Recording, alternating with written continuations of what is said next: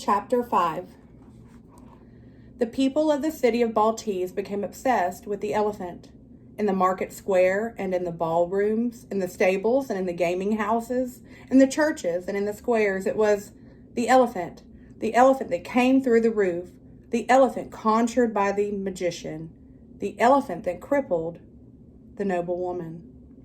The bakers of the city conceded a flat, oversized pastry and filled it with cream and sprinkled it with cinnamon and sugar and called the confection an elephant ear.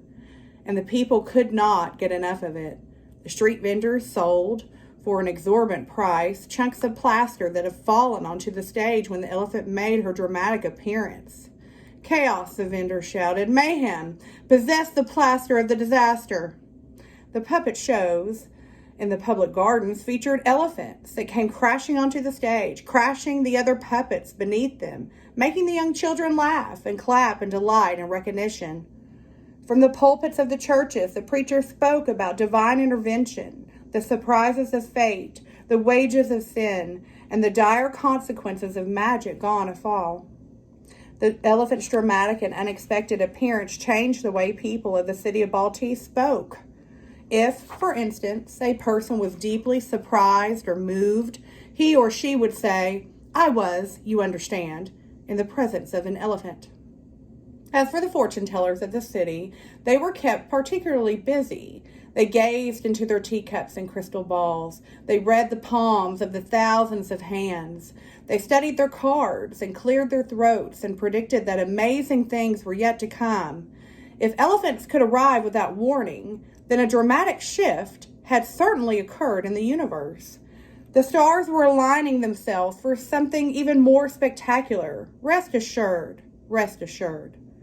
Meanwhile, in the dance halls and in the ballrooms, the men and the women of the city, the low and the high, danced the same dance, a swaying, lumbering two-step called, of course, the elephant. Everywhere, always, it was the elephant, the magician's elephant. It is absolutely ruining the social season, said the Countess Quintet to her husband. It is all people will speak of. Why is it as bad as a war? Actually, it's worse. At least with a war, there are well-dressed heroes capable of making interesting conversation. But what do we have here? Nothing but a smelly, loathsome beast, and yet people will insist on speaking of nothing else. I truly feel, I am quite certain, I am absolutely convinced that I will lose my mind if I hear the word elephant one more time. Elephant, muttered the Count. What did you say? Said the Countess. She whirled around and stared at her husband. Nothing, said the Count. Something must be done, said the Countess. Indeed, said Count Quintet. And who will do it? I beg your pardon. The Count cleared his throat. I only wanted to say, my dear, that you must admit what occurred was, indeed, truly extraordinary. Why, I must admit it. What was extraordinary about it?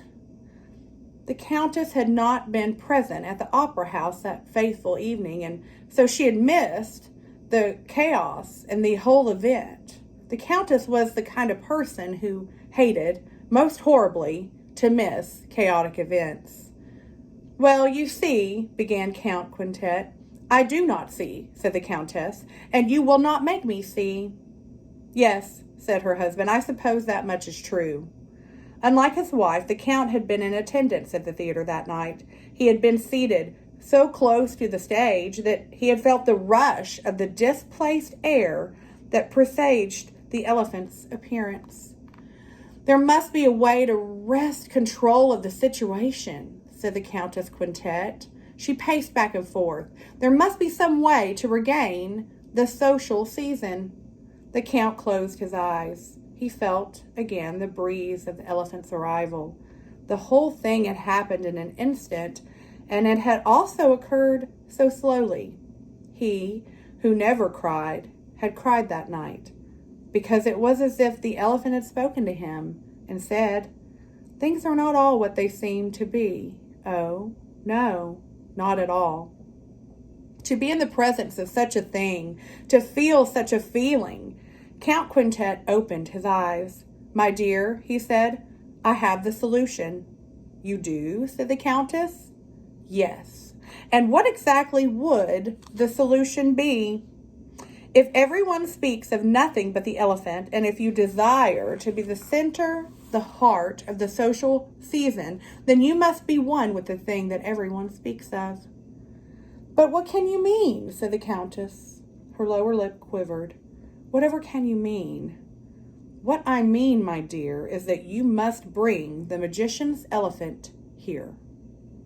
When the Countess demanded of the universe that it move in a certain way, the universe, trembling and eager to please, did as she bade it to do. And so, in the matter of the elephant and the Countess, this is how it happened. This is how it unfolded. There was not at her home, as lavish and well-appointed a home as it was, a door large enough for an elephant to walk through. The Countess Quintet hired a dozen craftsmen. The men worked around the clock, and within a day's time a wall was knocked down and an enormous, brightly painted, handsomely decorated door was installed. The elephant was summoned and arrived under cover of night, escorted by the captain of the police, who ushered her through the door that had been constructed expressly for her. And then, revealed beyond all measure to have done with the affair, he tipped his hat to the Countess and left. The door was closed and locked behind him, and the elephant became the property of the Countess Quintet, who had paid the owner of the opera house money sufficient to repair and retile the whole of his roof, and a dozen times over. The elephant belonged entirely to the Countess Quintet, who had written to Madame Lavon and expressed at great length and with utmost eloquence her sorrow over the unspeakable and inexplicable tragedy that had befallen the noble woman. She offered Madame Lavon her full, enthusiastic support in the further prosecution and punishment of the magician. The fate of the elephant rested absolutely in the hands of the Countess Quintet, who had made a very generous contribution indeed to the policeman's fund.